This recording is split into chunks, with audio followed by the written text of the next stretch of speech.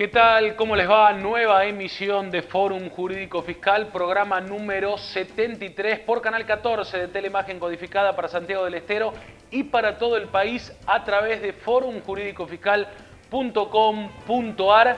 Vamos a empezar rápidamente con el contenido del programa. Es un placer tener nuevamente al doctor Raúl Magnorsky para hablar esta vez nuevamente del impuesto a las ganancias, del cómputo de las deducciones en el impuesto. Va a ser un aspecto particular el que va a tratar el doctor Raúl Magnorsky. Lo vemos en Fórum Jurídico Fiscal. Estamos con el doctor Raúl Magnorsky, con quien vamos a charlar un poquitito de las restricciones a las deducciones. O sea, generalmente lo que hablamos, ¿qué es? Bueno, hablamos a ver qué podemos deducir. Ahora, ¿por qué no charlamos un poquito de qué es lo que está limitado o de alguna forma acotado o impedido de deducir? ¿Te parece bien, Raúl? Vamos. Bueno, generalmente nosotros recibimos al amigo, al familiar o al cliente, y lo primero que te preguntan es, che, ¿puedo deducir tal o cual cosa? Bueno, muchas de ellas, o generalmente, le tenemos que decir que no. ¿Qué te parece repasarlo un poquitito? Sí, perfecto. Bueno, supongamos primero comencemos con la deducción de servicio doméstico. A ver, repasemos un poquito cómo podemos deducirla. A tu pregunta respecto del personal doméstico, como sabrás, está este régimen de registración en la página de la AFIP, es como un régimen de simplificación registral, pero para, digamos, trabajadores específicos, como es el caso de los domésticos. Si vos no cumplís con esa manda, no podés deducirla. Y esto tiene que ver con la formalidad. Ahora, en cuanto al gasto que vos podés computar en tu ecuación de ganancias, como sabemos es limitado porque pone como parámetro la ganancia no imponible. Y en general, cuando se trata de contratos que son de medio tiempo o tiempo completo, el gasto va a ser mucho mayor. Vos podrías tener incluso más de una persona contratada para brindar algún tipo de colaboración en tu hogar, pero todo termina por una vez la ganancia no imponible. Entonces, si de pronto vos contratás a una persona de acuerdo a los valores que están vigentes, que en general el mercado te marca quizás algo más alto, por no decir, no sé, 50 pesos por hora, cuando multiplicás esas horas por la cantidad de veces que viene la persona, por la carga horaria de cada vez, te encontrás incluso con que no sabés cómo remunerarla, porque en la reglamentación no se determinó eso. Entonces, la gente del Ministerio de Trabajo habitualmente entiende lo siguiente: si vos tenés a la persona contratada hasta 23 horas por semana, multiplicás el valor horario por la cantidad de horas. Pero si la tenés a partir de 24, computás la remuneración mensual y la proporcionás.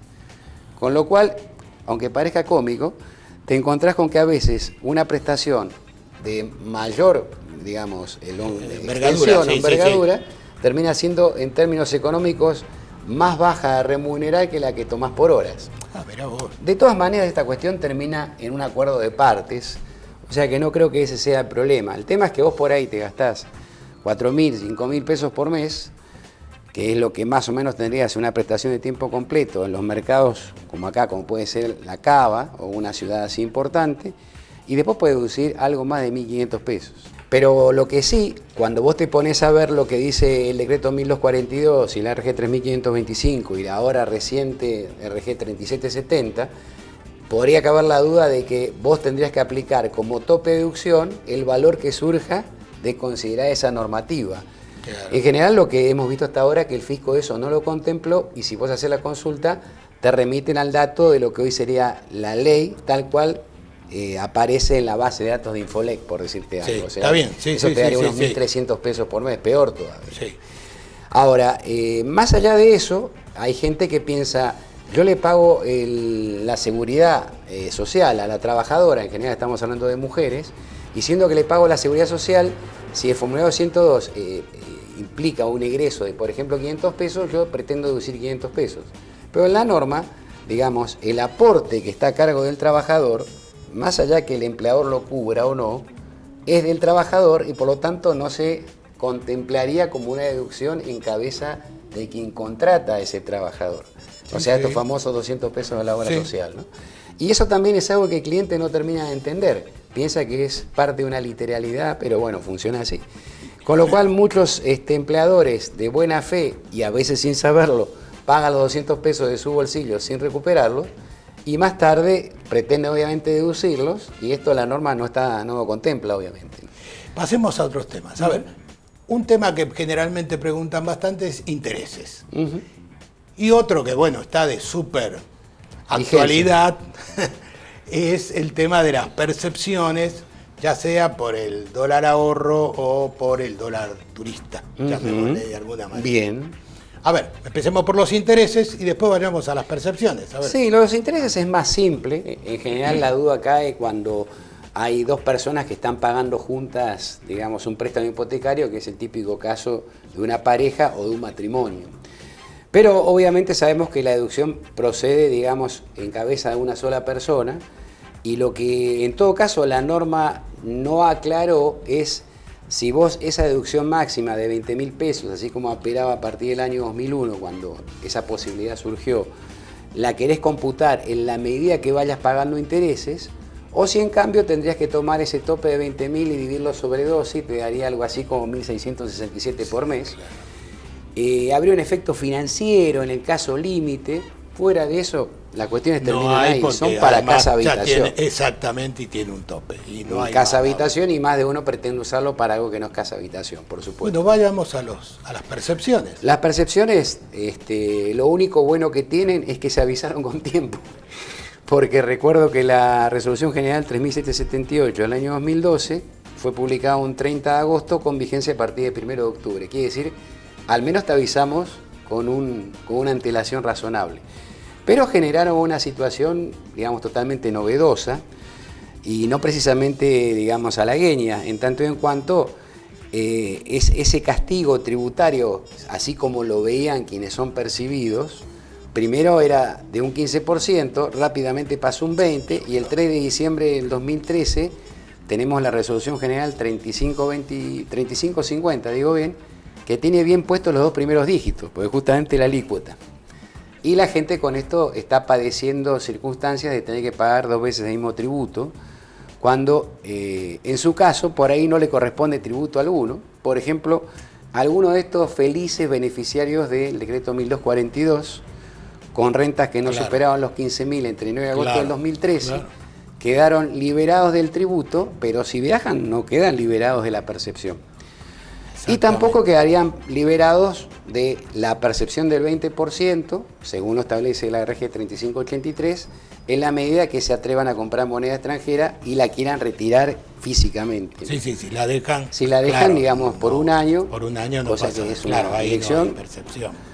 En cuyo caso la pregunta es, si a mí no me retuvieron, pero me percibieron, mismo sería el caso de una persona exenta, como puede ser un juez o un residente de la provincia de Tierra del Fuego, eso a mí no me corresponde pagarlo. Primero, ¿por qué me lo aplicaron? Y bueno, la norma general y el agente de percepción no te pregunta cuál es tu situación al respecto. Cuando te vende el ticket de viaje, no te lo pregunta. Bueno, con lo cual tenés la percepción. Vas a ver al colega que te asesora, y el colega te dice, si no tenés quit, tendrías que tramitarla, ver que tengas tus datos biométricos, obtener una clave fiscal con nivel de seguridad 2, e informar a una CBU, y nosotros seguramente, o vos si te animás, ingresaremos a mis aplicaciones web y tramitaremos lo que de alguna manera regula la RG 3420, es decir, lo que se llama una solicitud de devolución. Con la solicitud de devolución, si esta procede razonablemente bien, en un tiempo, que la norma no dice cuánto es, nosotros, fisco, te reintegraríamos lo que el agente de percepción te aplicó cuando compraste ese paquete turístico, ese transporte aéreo, terrestre, acuático, etc. Bueno, también uno de los problemas que se plantea con esto de las percepciones es que muchas veces la percepción se hace para el impuesto a las ganancias, con el código de impuesto a las ganancias, y el que sufre la percepción, en realidad lo único que está pagando a lo mejor es bienes personales. Bueno, ahí también tiene un trámite para poder cambiarlo y poder pasarlo. Sí, por suerte las resoluciones que implementaron el sistema perceptivo computan estos importes como saldo de libre disponibilidad, con lo cual pueden compensarse y aplicarse para cancelar otro impuesto. En algún caso que esté mal aplicada la percepción, eso te obligaría a presentar una declaración jurada e inscribirte un impuesto que no te corresponde y después darte la baja. Eso es lo que yo interpreto. Sí. Pero bueno, lo cierto es que además de la problemática que acá estamos viendo, como de aquellos sujetos que no fueron retenidos, pero sí fueron percibidos, después tenés las situaciones de aquellos que fueron retenidos y percibidos, jubilado, trabajador, etc. Sí. Y en ese caso, echa la consulta al fisco de qué tratamiento ameritarían esos importes. Primero, esos importes, según lo que ordena la RG 3418, deberían ser informados a través del aplicativo CIRADIG, que es el sistema de generación de un formulario de declaración jurada F572, versión web, o sea, a través justamente del portal del fisco. En ese sentido, verificaríamos que el agente de retención haya leído la declaración jurada por las dudas y antes verificaríamos de haberla enviado, porque hay gente que carga los datos y después se olvida de enviarlo, con lo cual lo que le queda es un borrador, ¿no? Pero eso les pasa por no consultarnos y sobre todo por no pagarnos, peor todavía.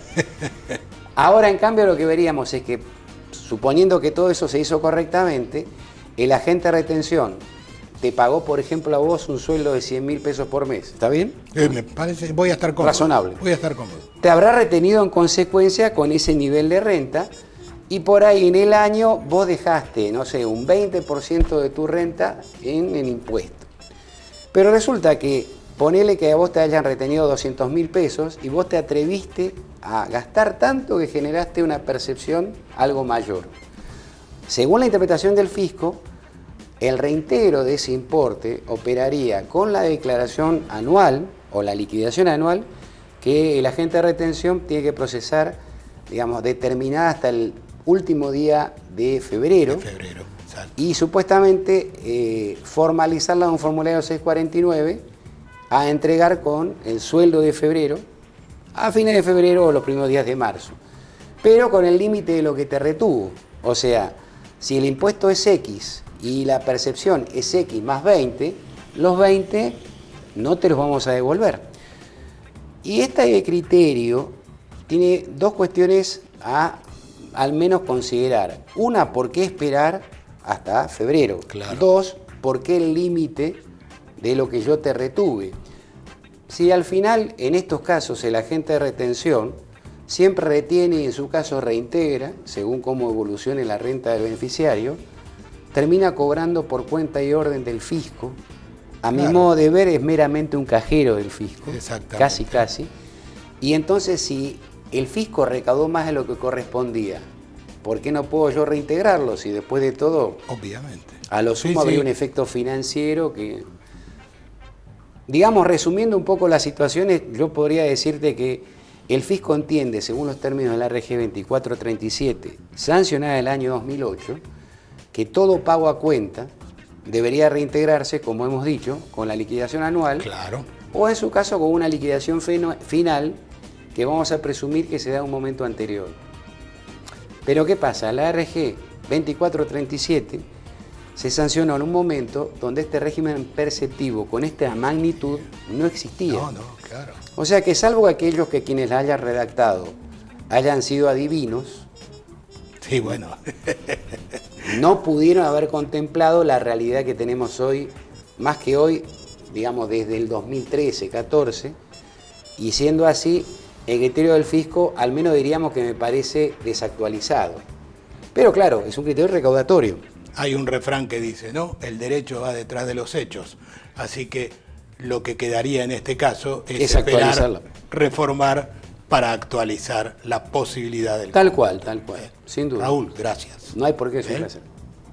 Bueno, volvemos al piso entonces. Seguimos en Fórum Jurídico Fiscal. Bueno, Ramón, realmente muy interesante la presencia, nueva presencia del doctor Raúl Magnorsky. Muy interesante lo que dijo tanto en este bloque como en el anterior, Raúl.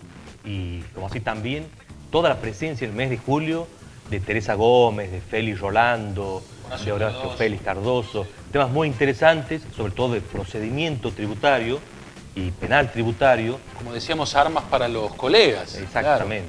Y también todo lo que se viene ahora a partir del 1 de agosto de la reforma del Código Civil y Comercial de la Nación, que fue ampliamente tratado por Fórum y que seguiremos a lo largo de todo este año tratando estos temas que tienen muchas implicancias y sustanciales implicancias en materia tributaria, ¿no? Realmente, bueno, te propongo un bloque muy importante, que vayamos a la presencia de Luciana Bateaga con ¿Qué pasó en la semana? Lo vemos en Fórum Jurídico Fiscal. Muchas gracias, Ramón Belli. ¿Cómo les va? Nuevamente aquí para compartir la información en el bloque de qué pasó en la semana. Y hoy tenemos una noticia que tiene que ver con el Colegio de Graduados, que realizó un reclamo por cómputo de percepciones sobre el dólar turista y ahorro, con el fin de trasladarle al administrador federal Ricardo Echegaray las inquietudes y comentarios que los profesionales asociados al Colegio de Graduados en Ciencias Económicas de la capital federal le manifestaron en torno al momento del cómputo en las percepciones emergentes de las resoluciones generales 3.450 y 3.583 contra el impuesto a las ganancias.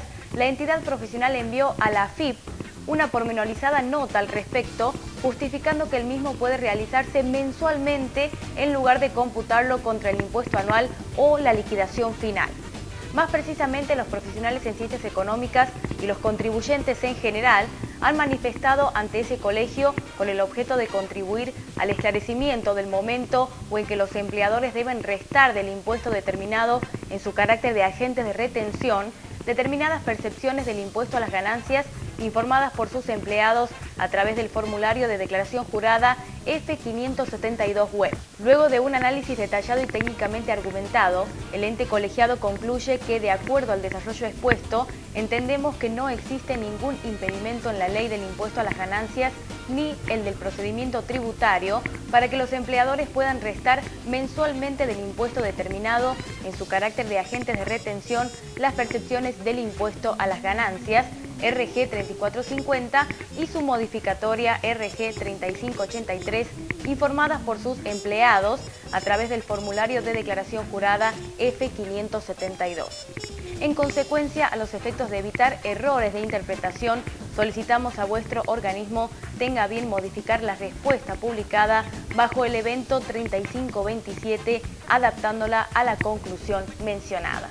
Esta importante información teníamos en este bloque de qué pasó en la semana, pero quédense ahí, tenemos más programa. Volvemos con ustedes, Beli y Ramón. Muy interesante el que pasó en la semana, pero me quiero quedar con vos, Ramón, porque hay muchos casos y fallos referidos a clausura en estos últimos tiempos que están haciendo mucho ruido. Sí, exactamente.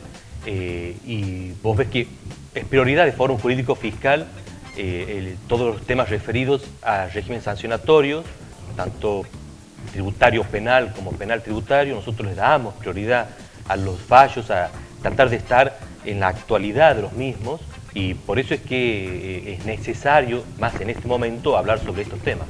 En particular, contame, como veníamos hablando fuera de cámara, de un caso muy importante referido a una clausura de 8 días por el CAI vencido a un contribuyente.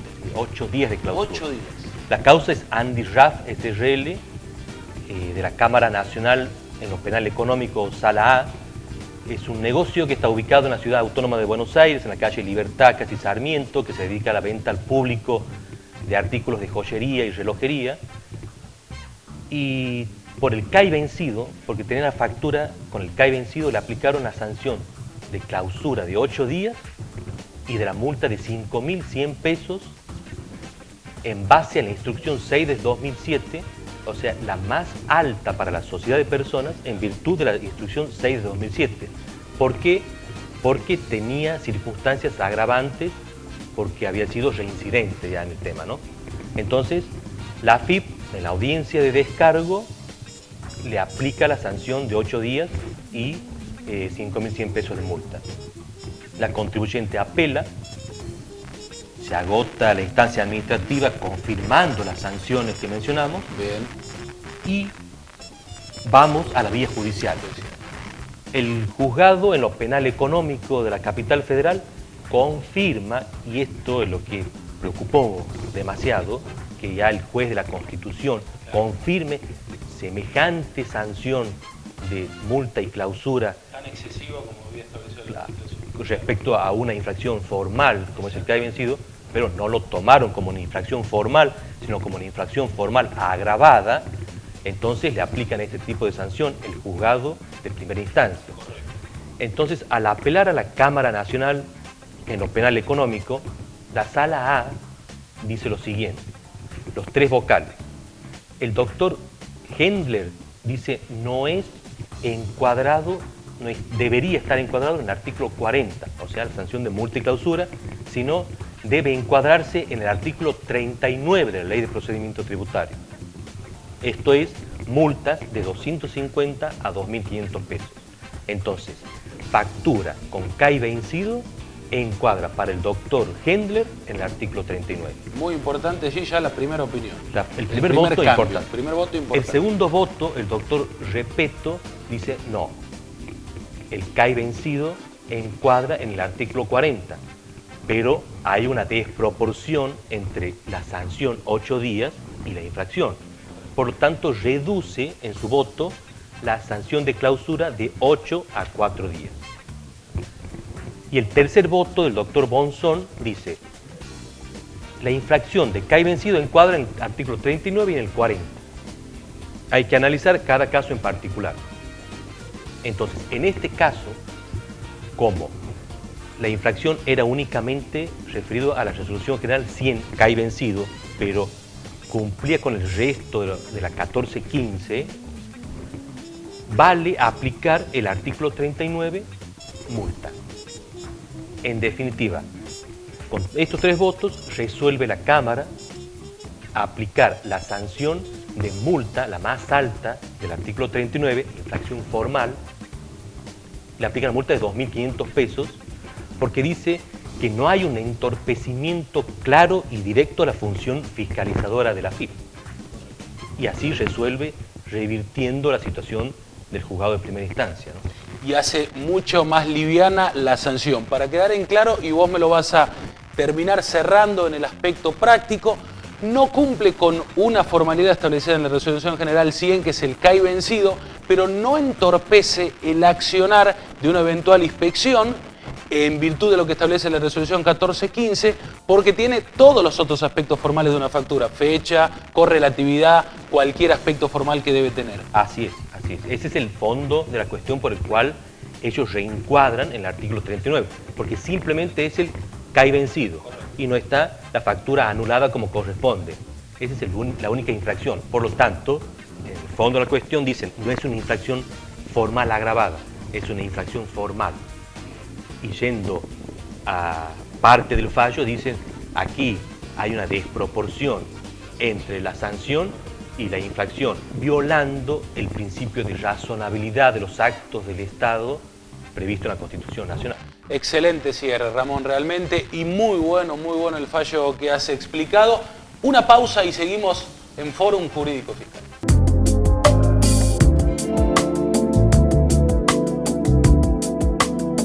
Gracias una vez más por el apoyo al Consejo Profesional de Ciencias Económicas. Con algunas novedades, está el consejito funcionando, la Escuela de Deportes y Recreación, los sábados de 9 a 13 horas en el predio del Consejo, fútbol, hockey, gimnasia rítmica, tenis, softball y mucho más.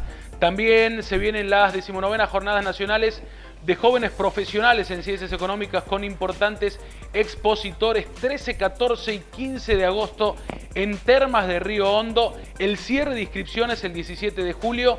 Hay que consultar por información en el Consejo. Recuerden ustedes también que Hamburgo, compañía de seguros, protege a los matriculados en Ciencias Económicas a través del nuevo convenio.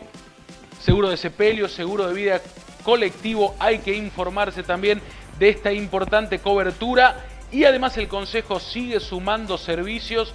Convenio exclusivo para profesionales en Ciencias Económicas con el banco Citibank. También consultar en la sede del Consejo.